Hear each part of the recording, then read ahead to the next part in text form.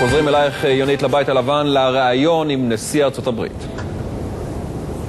כן, דני, ממשלה מסתמנת בישראל כבר יש, אפילו האפיפיור בוותיקן כבר יש. מה שאין כאן בוושינגטון זה פתרון למשבר התקציבי החמור מאוד, וזה מה שבעיקר מעסיק את הנשיא אובמה בימים אלה, וכשזה ברקע, אז העובדה שהוא לקח 25 דקות כמעט מזמנו כדי לשבת ולשוחח איתנו בראיון מיוחד, מראה עד כמה הביקור הזה בישראל חשוב לו. הנה אם כן, הראיון המלא והמיוחד עם נשיא ארצות הברית ברק אובמה. President Barack Obama, thank you so much for taking the time. Well, it's great to be with you again. It is, and the pleasure's all mine, actually, to see you again, sir.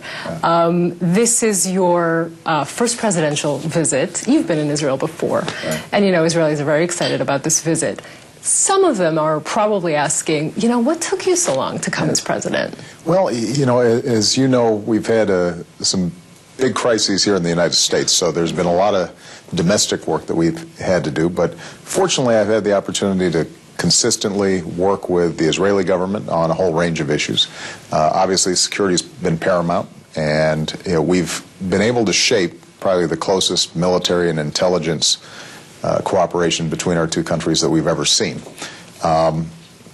You know, what this trip allows me to do, I think, is to once again have a chance to connect with the Israeli people. And, you know, there's no substitute for that. The bonds between our two countries are so strong. Not just shared values, but shared families, shared businesses.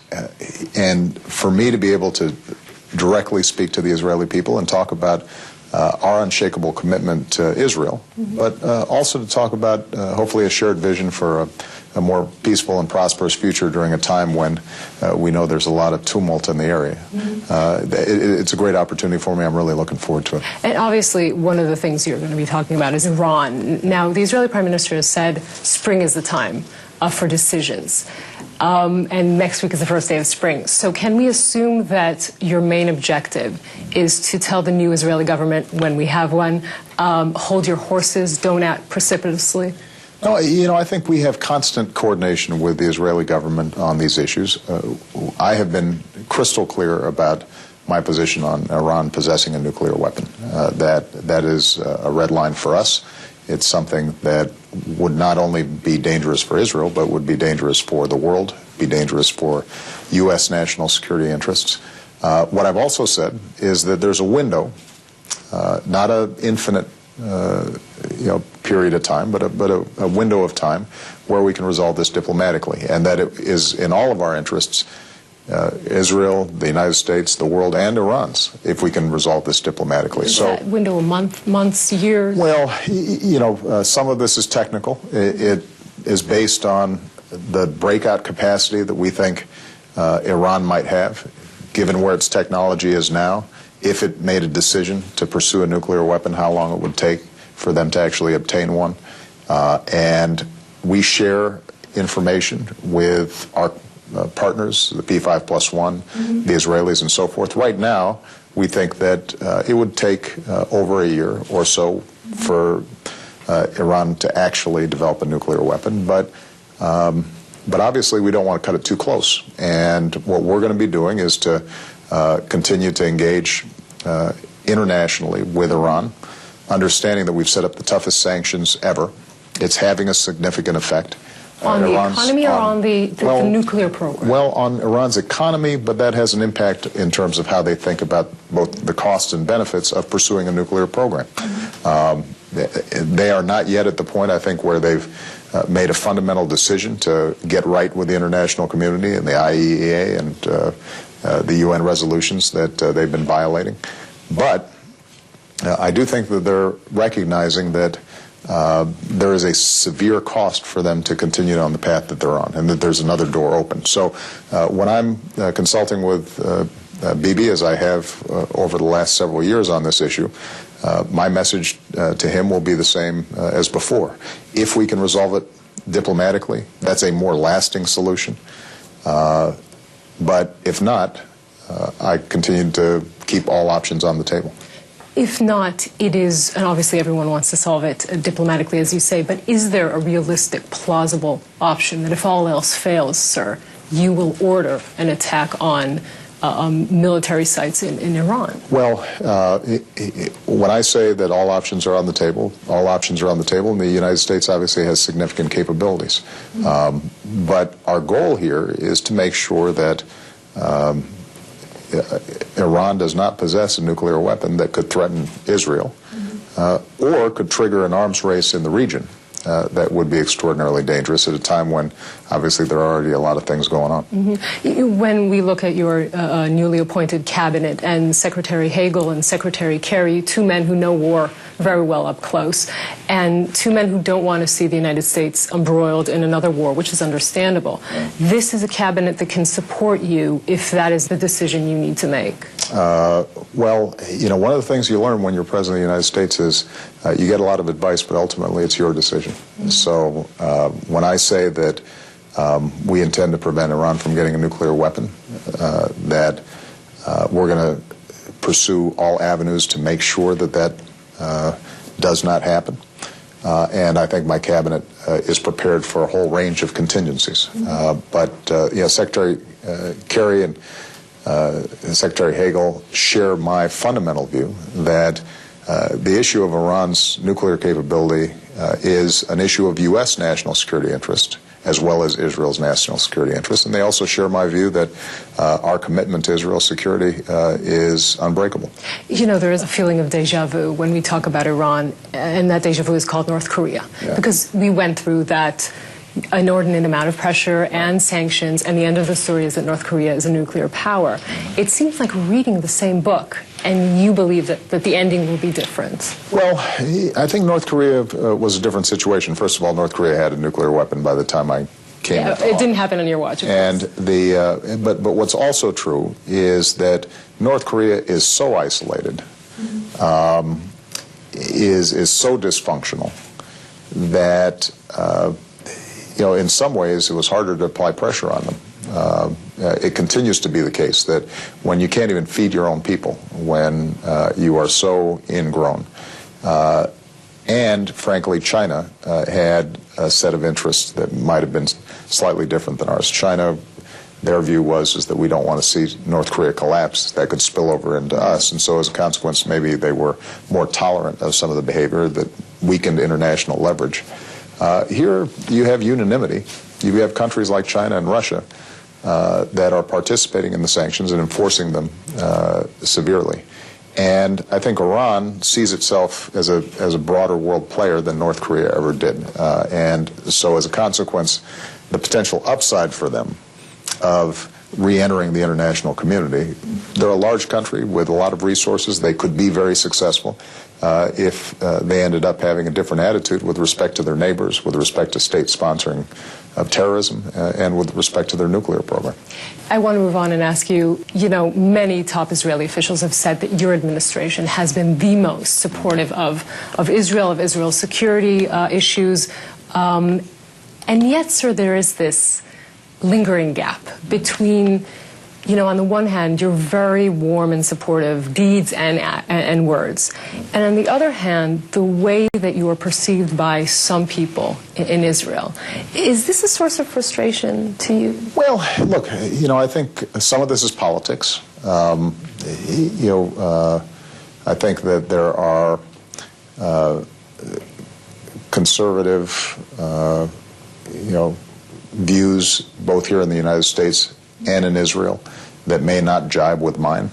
And so when there's particularly when there's election season coming up, as there was last year, I think the attempt to try to paint me as somehow not fully there and committed to Israel's security despite actions and words to the contrary might have served some political purposes.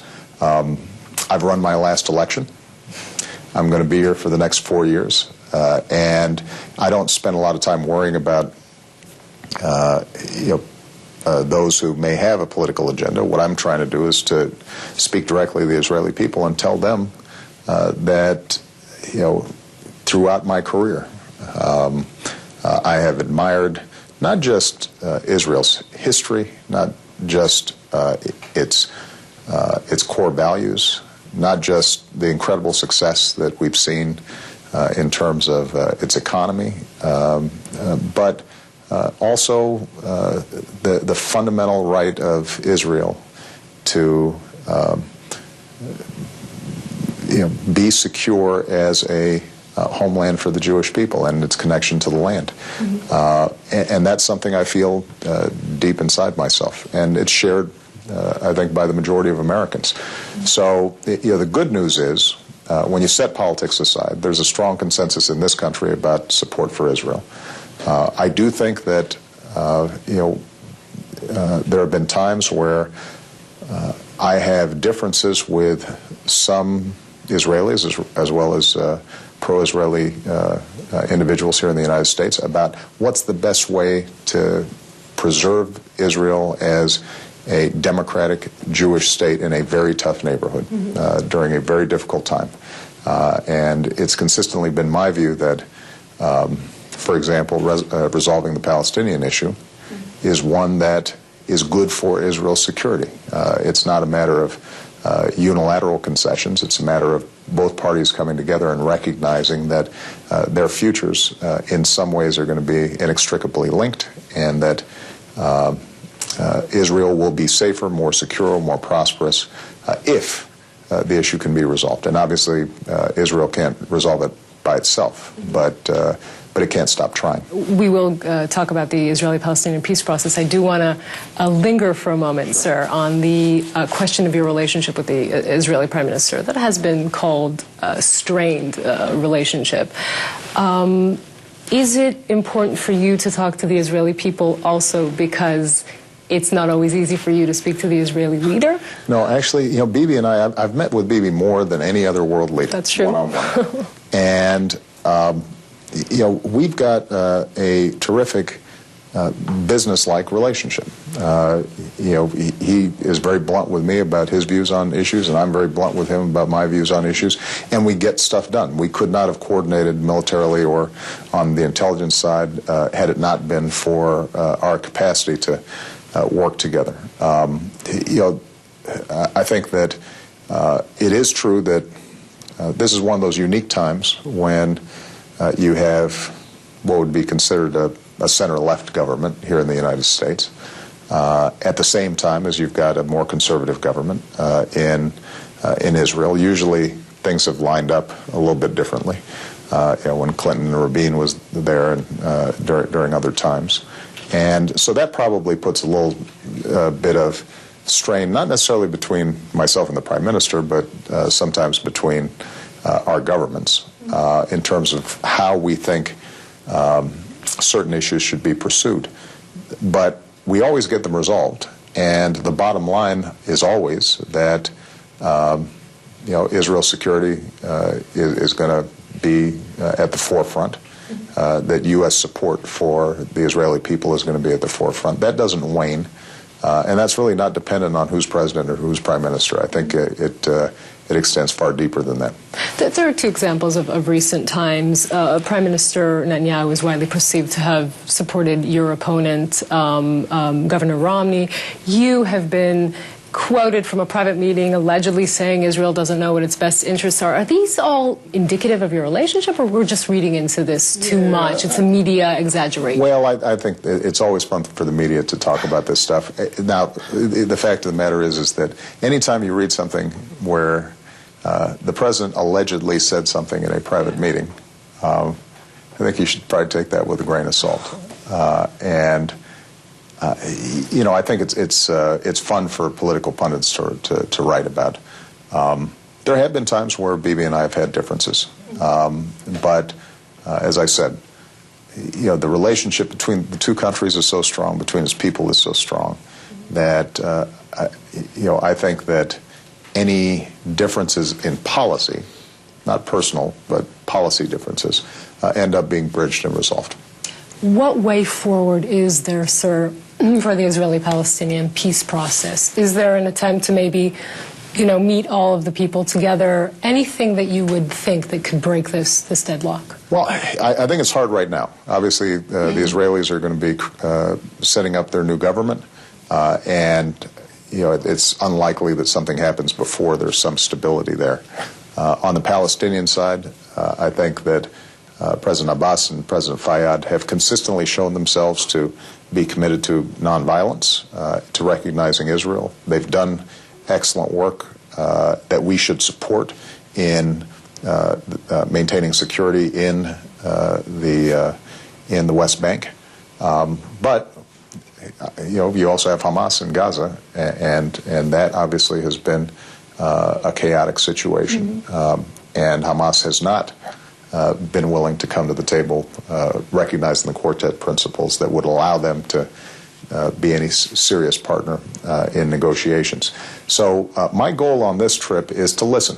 I intend to meet with Bibi and other political leaders inside of Israel. I intend to meet with Fayyad and Abu Mazen, and to hear from them what is their strategy, what is their vision, where do they think this should go. What I do know is that it is profoundly in the interest of both the Israeli people and the Palestinian people to get this resolved, in part because the environment has changed so drastically. On the one hand, that makes it harder to shape peace because Israel is legitimately concerned about the chaos that's surrounding them.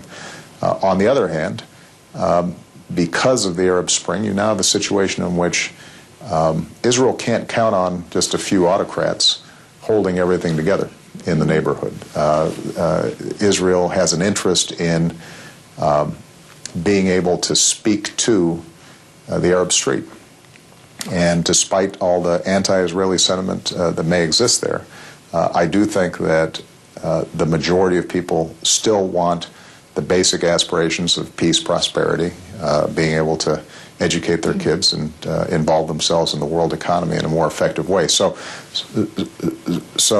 what I will say to both Bibi and Abu Mazen is the only solution is for each side to recognize the legitimate interests of the other. To Abu Mazen, I will say that trying to unilaterally go to, for example, the United Nations and do an end run around Israel is not going to be successful. To Bibi, I would suggest to him that he should have an interest in strengthening the moderate leadership inside of the Palestinian Authority. And so, for example, making sure that issues like settlements are viewed through the lens of, is this making it harder or easier for Palestinian moderates to sit down at the table? Should that be a precondition again, the freeze of settlements? I think we're past the point where we should be even talking about preconditions and steps and sequences. Everybody knows what's going to be involved here in setting up two states side by side, living in peace and security. It's going to involve the Palestinians feeling like they've actually got a land of their own and autonomy and the capacity to govern and to set up businesses and to prosper. That they have self-determination. And on the part of the Israelis, it's going to require them having confidence that that doesn't come at the price of Israeli security. And it's complicated, it's difficult, but I continue to believe that that's the best and only path forward. How we get into those conversations, whether they can happen soon or whether there needs to be some further work done on the ground, that's part of what I'll explore when I get there. Another issue that has been raised recently in Israel is the issue of Jonathan Pollard. And obviously every president for a very long time has been asked this question, but there are more and more people in Israel and more ex-officials here that are saying this man was a spy, he was caught, he was punished very severely. Right. Maybe it's time to review shortening his sentence. Is it something that you... Well, you're exactly right that this is an individual who committed a very serious crime here in the United States. He's been serving his time. There is a justice system that allows for periodic review and the potential for him ultimately being released. And, the way I as president function here is to try to make sure that I'm following the basic procedures and rules of that review. So, I have no plans for releasing Jonathan Pollard immediately. But what I am going to be doing is to make sure that he, like every other American who's been sentenced, is accorded the same kinds of review and same examination of the equities that any other individual would provide. So I recognize the emotions involved in this. I mean, one of the strengths of the Israeli people is you think about your people wherever they are, and I recognize that, and I'm sympathetic. I think people have to understand that as the president, my first obligation is to observe the law here in the United States and to make sure that it's applied consistently. And there are a lot of individuals in prisons in the United States who've committed crimes who would love to be released early as well. And I've got to make sure that every individual is treated fairly and equally. We're approaching the end of our interview, and I want to ask you on a lighter tone, Mr. President, if I can. You've been to Israel. This is your third visit. Is there anything that you would like to do but won't be able to because you're the president? Any R&R in the Dead Sea, or a falafel in a kiosk? Yes, or all of the above. I'd love to sit at a cafe and just hang out. The last time I was there as a senator, I still had the option of wandering through the old city in Jerusalem. That option, I think, becomes a lot trickier once you're actually president. One of the things that is toughest being president, and that's true here in the United States, but it's certainly true when I'm traveling, is just the spontaneous interactions that you have when you just walk into a restaurant, or you go to the beach, or meeting people day to day and getting a sense of how they're feeling, what they're thinking about the world, about life. So sometimes I have this fantasy that I can put on a disguise and wear a fake mustache, and I could wander through Tel Aviv and go to a bar and have a conversation, or go down to a university and meet with some students in a setting where it wasn't as formal. We're going to try to find as many opportunities as I can to interact directly with the Israeli people, but you've tapped into something that chafes at me. It's the toughest thing about being president is you can't just slip out and interact with people without having a bunch of guys with machine guns. Well, I'm sure there's some perks as well. Well, nice plane. That's true. Mr. President, in Hebrew we say Baruch haba Israel, which means welcome to Israel, and may I wish you the safest trip and the best of luck. I am really looking forward to it. Thank you again for taking the time of your very busy schedule these days. Thank you very much. And talking to us. Look forward to seeing you there. Okay.